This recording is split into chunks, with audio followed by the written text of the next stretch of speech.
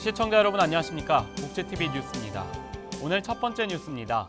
여성장애인 800명에게 건강실태 조사를 한 결과 절반이 넘는 약 74%가 이 여성장애인 주치의제도의 도입을 원하고 있었다고 합니다. 왜 그런지 김한경 기자가 알아봤습니다. 임신과 출산, 육아 등으로 평소 건강관리가 어려운 여성장애인. 내년 12월 도입될 주치의제도는 평생 동안 담당 의사에게 진료와 건강관리를 받을 수 있는 제도로 대상이 중증장애인에만 한정돼 있습니다. 이에 한국여성장애인연합은 건강권 확보를 위한 토론회를 열고 건강관리에 어려움이 많은 경증 여성장애인도 주치의제도 대상에 포함해야 한다고 주장했습니다. 경증 장애인이지만 합병증이나 중복장애로 인해서 중증보다 병원 가기가 더 힘든 여성 장애인들이 많습니다. 임신과 출산 그리고 육아를 담당해야 하는 여성 장애인은 상황과 조건에 따라서 주치의 제도를 이용할 수 있도록 해야 됩니다. 실제 여성장애인 800명을 대상으로 한 건강 실태조사에 따르면 응답자 74.7%는 주치의 제도가 필요하다고 답했습니다. 이날 여성장에게는 한정돼 있는 주치의 제도 대상에 문제가 있다고 지적했습니다. 방문진료나 그 주치의 제도의 대상이 중증장애인으로 한정되어 있지만 실제로 여성장애인이 등급에 상관없이 굉장히 이제 이런 제도들의 도입을 희망하는 것으로 나타났습니다. 그 중증장애인으로 한정하는 것이 아니라 필요한 사람이 언제든지 그 희망하는 사람이 그 원할 경우 할 수 있게끔 이렇게 가야 하지 않느냐. 특히 여성장애인들은 더하죠 아무래도. 또한 이날 여성장에게는 앞으로도 여성 건강권 증진을 위해 지속적인 관심과 노력이 필요하다고 강조했습니다. 복지TV 뉴스 김한겸입니다.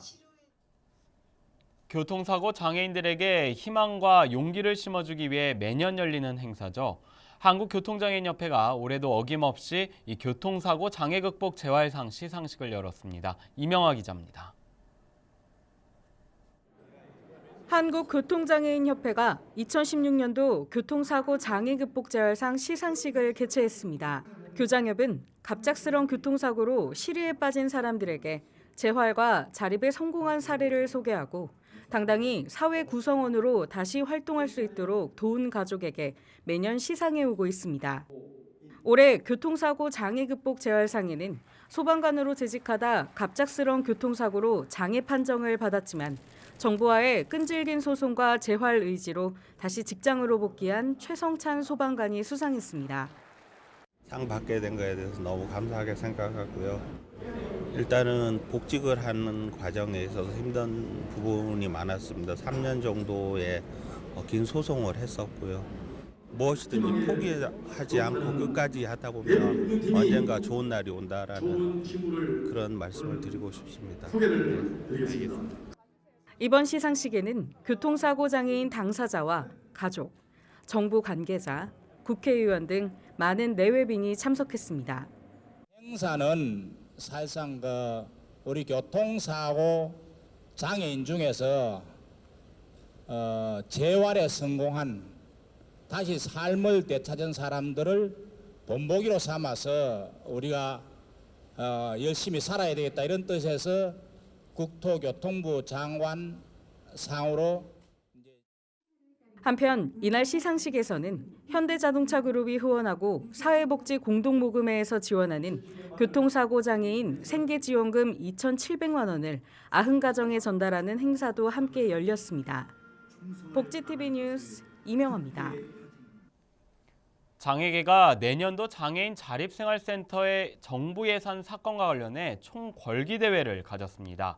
장애계는 시설 관련 예산은 늘어났지만 이 자립생활센터에서는 줄어든 것에 대한 강한 유감을 표했습니다.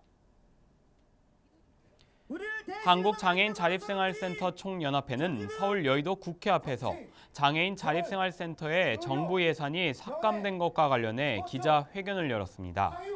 연합회는 올해 자립센터의 정부 예산이 1억 4,900만 원이었지만 도리어 5% 삭감된 1억 4,250만 원으로 책정했다며 센터 한 개당 1년 운영비가 2억여 원인 것에 비하면 턱없이 부족한 실정이라고 주장했습니다.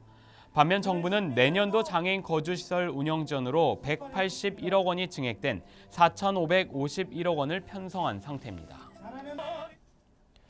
여성가족부가 정부의 주요 일가정 양립 정책에 대한 국민 체감도를 조사한 결과 이 국민들이 정부 정책에 효과가 있다고 응답했습니다. 여성가족부는 일가정 양립 정책의 인지도와 효과성 등 전반적인 체감도를 파악하기 위해 지난 9월부터 전국 성인 남녀 2,000명을 대상으로 설문조사를 진행했습니다. 조사 결과 일가정 양립 정책에 대한 피로도는 90.5%, 정책 개별의 효과성 평균은 92.1%, 일가정 양립 정책 전반에 대한 효과성은 74.2%로 나타났습니다. 제도별로는 가장 먼저 도입된 출산 휴가 제도가 인지도, 효과성 등 모든 항목에서 가장 점수가 높았고 시간제 보육 등 최근 도입된 제도의 인지도 등이 낮았습니다. 서울시가 부모에게 학대를 당하거나 버림받은 아동들을 위해 후견인 지원에 나섭니다. 서울시는 서울사회복지공익법센터를 통해 부모에게 버림받아 후견인이 필요한 시설 아동들을 돕습니다. 공익법센터는 아동공동생활가정지원센터와 협약을 맺고 그룹홈 입소 아동을 위해 미성년 후견인 선임 소송을 돕게 됩니다. 한편 공익법센터에 따르면 법정 대리인이 없는 아이들은 통장 개설이 어려워 기본적 복지 혜택을 받지 못하거나 휴대전화, 개통, 수술 등 사회생활 전반에 제약을 겪고 있는 게 현실이라고 설명했습니다. 경상북도가 이웃돕기 재원과 나눔 문화 확산을 위해 이 사회복지 공동모금회와 함께 희망 2017 나눔 캠페인 출범식을 가졌습니다. 이명아 기자입니다. 경상북도와 경북 사회복지 공동모금회는 지난 21일 경북도청 앞마당에서 김관용 경상북도지사, 김은규 경상북도의회 의장, 신현수 경북 사회복지 공동모금회장 등 100여 명이 참석한 가운데 이웃돕기 재원 마련과 나눔 문화 확산을 위한 희망 2017 나눔 캠페인 출범식을 가졌습니다. 나의 기부, 가장 착한 선물이란 주제로 이달 21일부터 내년 1월 31일까지 전개되는 이번 캠페인에서는 농협중앙회 경북지역본부가 1억 원, DJB 대구은행이 2억 원을 기부해 올해 첫 기부자로 이름을 올렸습니다. 또한 이날 출범식에서는 사랑의 온도탑도 함께 설치됐습니다. 72일간 목표액이 134억 7천만 원인데요. 그래서 이 모금액이 어려운 이웃들에게는 그야말로 이 행복과 위로와 모든 것을 다 해결할 수 있거든요. 경북 사회복지 공동모금회에서는 캠페인 기간 동안 언론사 방송 모금, 가두 모금 캠페인, 금융기관 모금, 학교 모금, 전화 한 통에 성금 2,000원을 기부하는 ARS 모금 등 다양한 나눔 참여 방법을 마련하고 경북도민들의 따뜻한 손길을 기다립니다. 지금 한 해가 저물어 가고 있습니다. 사랑의 손길을 기다리는 어려운 이웃들이 많고 한 분이 5,000원씩만 기부를 해도 전체가 사랑의 온도가 100도로 올라갑니다. 그러니까 많은 관심 가져주시고 오늘 사랑의 온도탑 펄펄 끓어서 정말 경북다운 사람 냄새나는 그런 세상 만들어 주시기 바랍니다. 한편 광주광역시, 전남 목포, 경남 창원 등 전국 각지에서도 일제히 이웃사랑 성금 실적을 온도로 표현하는 사랑의 온도탑을 설치하고 희망 2017 나눔 캠페인을 시작했으며 많은 이들의 따뜻한 손길을 기다립니다. 복지TV 뉴스 이명아입니다. 광주시가 광주 시민들의 복지 체감도를 높이기 위해서 이 광주 복지 거버넌스의 필요성을 논의했습니다. 김영솔 기자입니다. 사회복지 종사자와 행정공무원, 시의원들이 함께한 광주 사회복지 민간정 합동 워크숍이 개최됐습니다. 이날 워크숍은 서울복지 거버넌스 등의 사례를 참고해 광주 복지 거버넌스를 본격적으로 추진하기 위해 마련됐습니다. 광주 복지 거버넌스에 대한 필요성들은 사회복지 현장과의 상시 소통 체계 마련으로 상호 간 신뢰 구축과 더불어서 일방적인 복지정책 수립 및 집행을 지향하고 시민의 복지 체감도 향상을 위해 공동으로 노력할 필요가 있다. 한편 강주복지 거버넌스를 추진하기 위한 위원회의 구성이 가능할지 우려의 목소리가 나왔습니다. 내년 사회복지사의 날 출범을 목표로 준비 중인 강주복지 거버넌스. 남은 시간 동안 체계적인 준비가 필요해 보입니다. 복지TV 뉴스 김영솔입니다. 다음 뉴스입니다. 아동 학대에 대한 사회적 문제가 심각하게 대두되고 있는 가운데 이 충청북도 아동보호 전문기관이 이 아동 학대 예방을 위한 캠페인을 열었습니다. 김수영 기자입니다.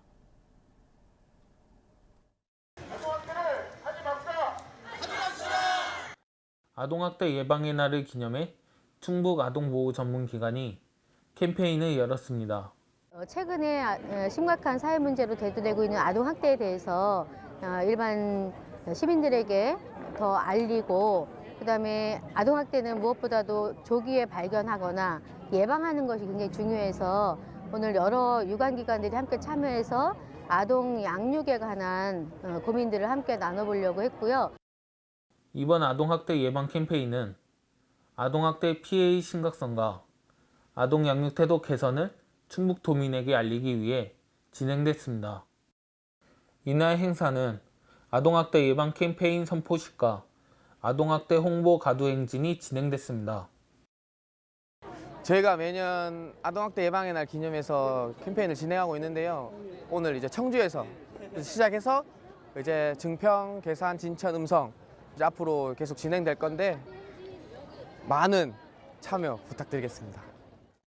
한편 충북 도내에 설치된 3개 아동보호 전문기관은 도내 아동학대 신고 접수, 현장 조사, 응급보호의 업무를 하고 있고 피해 아동과 가족 등에 대한 상담 치료를 수행하고 있습니다. 복지TV 뉴스 김수영입니다. 장애인과 비장애인이 함께하는 문화예술단체죠. 사단법인 반딧불이가 올 한 해 동안 준비한 다양한 문화예술 활동을 발표하는 시간을 가졌습니다. 황현희 기자입니다. 장애인과 비장애인의 문화공동체인 사단법인 반딧불이가 지난 22일부터 24일까지 용인시 문화예술원에서 제13회 반딧불이 정기예술제를 개최했습니다. 반딧불이 예술제는 1년 동안 이제 배운 거를 가지고 전시하고 공연을 하는 거예요. 경험을 통해서 우리 아이들한테 희망을 주고 자신감을 심어주기 위해서 이 예술제를 하게 됩니다. 예술제는 장애인에 대한 긍정적 인식을 확산시키고 장애인들이 희망과 자신감을 갖게 하기 위해 마련된 행사로 전시와 공연, 출판 기념회로 꾸며졌습니다. 토요일마다 계속 연습하고 계속 그렇게 연습하고 해서 이렇게 그 친구들이랑 저랑 별로 다른 게 없고 그 친구들이 조금 느리다 뿐이지 같이 하다 보면은 재밌기도 하고 앞으로 좀 더 사람들이 인식을 바꿔서 같이 어울려서 뭔가를 하면은 더 좋을 것 같아요. 올해 행사에서는 미술, 목공, 캘리그라피 등 작품 100여 점을 선보였고 장애인과 비장애인이 함께하는 풍물, 난타, 합창 공연 등으로 화합의 장이 펼쳐졌습니다. 복지TV 뉴스 황현입니다. 목포에 위치한 사회복지법인 성골론밤 복지재단이 목포 시민과 함께 제8회 목포 지역 장애인 종합예술제를 개최했습니다. 국차영 기자입니다. 목포 시립문화센터에서 개최된 이번 공연은 장애인 공연 예술 발전과 장애인 예술 인재를 발굴 육성하기 위하여 마련된 자리로 장애인 가족과 방청객 등 200여 명이 참석하여 흥겨운 시간을 가졌습니다. 개회식 후 명도 어린이집 어린이들의 율동과 공생재활원 친구들의 고전무용, 밴드 공연이 이어졌습니다. 네, 이런 예술제 통해서 우리 장애인, 비장애인들과 함께 이렇게 사회에 서 있을 수 있는 자리 마련해주고 또 이런 경험 통해서 우리 장애인 친구들 자부심 갖도록 하는 것을 바랍니다. 그래서 우리 친구들 아주 기쁘게 즐겁게 준비했고 그래서 아주 좋은 밤에 자기를 위해서 된다고 생각합니다. 또한 명도 장애인센터 삼형제에 신기한 마술 공연이 있었고 스페셜 게스트로 참석한 호랑이 태권도 시범단의 격파 시범, 장애인 요양원 자매들의 벚꽃 댄스, 오카리나 연주가 이어져 재미를 더했습니다. 이번 예술제를 주면서 많은 연습을 하느라 힘이 되게 했지만 연습한 공연을 친구들에게 보여주고 친구들이 기뻐하는 것을 보니 매우 즐겁습니다. 앞으로도 이런 기회가 많이 있었으면 좋겠습니다. 이번 예술제는 지역사회 장애인과 지역 주민이 소통하고 서로 교감하는 교류의 장이 되었으며 사랑과 감동이 함께하는 행사로서 의미가 있었습니다. 복지TV 뉴스 국차영입니다.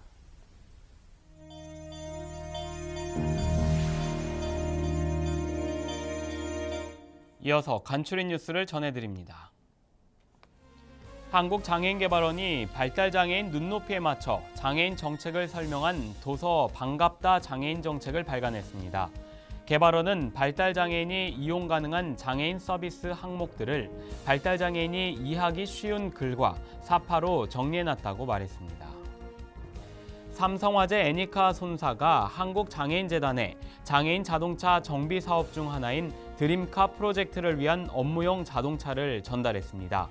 드림카 프로젝트는 자동차 정비에 소홀한 장애인과 장애인 단체의 자동차를 정비하고 소모품 교환을 지원하는 사업입니다.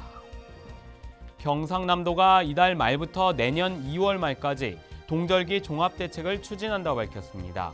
이에 따라 경남도는 폭설 등 재난재해를 대비해 사전 대응 태세를 구축하고 가축 전염병 예방과 화재, 산불 예방 대책 등 동절기 종합대책을 마련했습니다. 대한노인의 밀양시지회가 제12기 밀양노인대학 졸업식을 가졌습니다. 밀양노인대학은 지난 3월 입학식을 가졌고 그동안 노인들의 지식 함양과 다양한 여가 활동 등의 수업을 진행해 왔습니다. 경기도 고양시가 다음 달 6일까지 2017년도 장애인 일자리 사업 참여자를 모집합니다. 고양시의 거주하는 만 18세 이상의 등록 장애인을 대상으로 합니다. 참여 희망자는 고양시 장애인 종합복지관이나 원흥 종합복지관에 본인이 직접 방문해야 하고 최종 선정 결과는 서류 심사와 면접을 거쳐 다음 달 28일 개별 통보할 예정입니다. 경북 군위군이 지역 내 취약계층을 위해 난방용 땔감 25톤을 지원하는 사랑의 땔감 나누기 봉사 행사를 가졌습니다. 이번에 지원받는 취약계층은 군위군 내 기초생활수급자와 독거노인, 소년, 소녀 가장, 장애인 등 16가구입니다. 이어서 이번 주 장애인신문 브리핑입니다. 한 주간의 복지계 소식을 장애인신문과 함께 다시 짚어봅니다. 장애인신문 1170호에서는 장애인 활동 지원 제도와 관련해 정부의 정책에 대한 장애계의 입장을 담았습니다.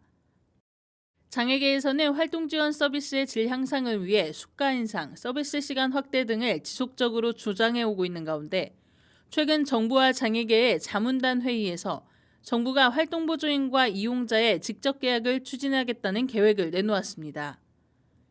기존 활동보조인과 이용자는 중개기관을 통해 서비스를 이용했다면 직접 계약은 중개기관 없이 1대1로 계약하는 것.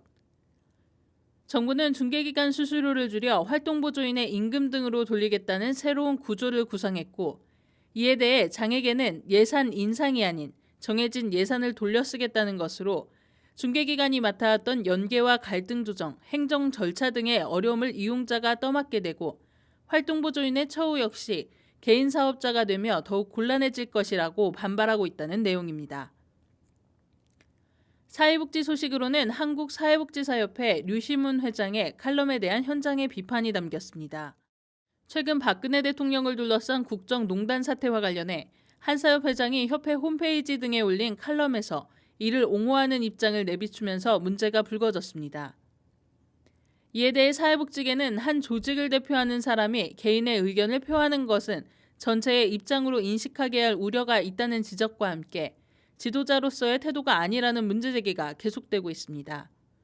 더불어 이에 대해 현장 사회복지사들은 국민과 함께해야 하는 사회복지인이라는 사명에 반하는 태도라며 질타를 보내고 있습니다.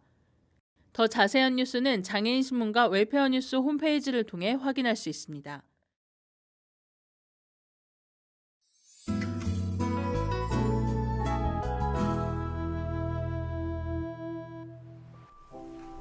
엄마를 잃은 후 환호도로 이사 온 수린. 너도 자신만의 공상에 빠져 좋아해? 홀로 지내는 수린에게 성민이 다가온다. 어느 날 공사장 발파 현장을 구경하기 위해 산에 오른 아이들이 모두 실종되고 애들만 갑자기 사라졌어. 수린만이 유일하게 돌아오게 된다.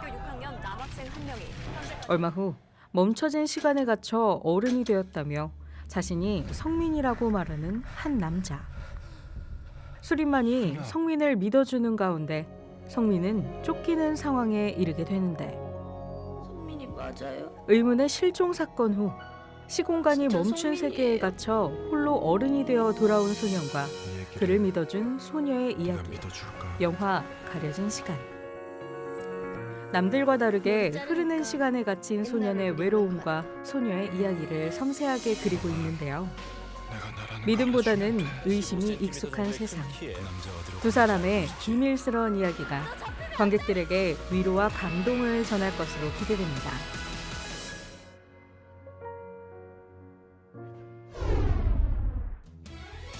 가수 이미자가 다가오는 연말 추억 가득한 노래로 팬들을 찾아옵니다. 12월 22일, 23일 양일간 그랜드 인터컨티넨탈 호텔 그랜드 볼룸에서 공연되며 공연장에는 장애인 휠체어석과 화장실이 마련되어 있습니다. 삶의 희노애락을 함께하는 가족의 공간, 집. 그 집을 배경으로 한 가족들의 이야기, 연극, 아버지의 선물. 오는 12월 31일까지 대학로 공간아울에서 공연되며 장애인 및 국가유공자 할인 혜택이 있습니다. 대법원이 아기를 3층 난간에서 던져 살해한 혐의를 받았던 발달장애인에게 무죄를 선고하고 이 치료 감호 명령까지 확정했는데요. 2심에서의 무죄 판결을 인정하면서 동시에 이 치료 감호에 대한 부분까지 사법부가 제시를 했다는 점에서 발달장애인 특성에 대한 사회적 이해가 높아졌음을 주목하게 됩니다. 행복한 미래를 여는 방송 복지TV 뉴스를 마칩니다. 시청해주신 여러분 고맙습니다.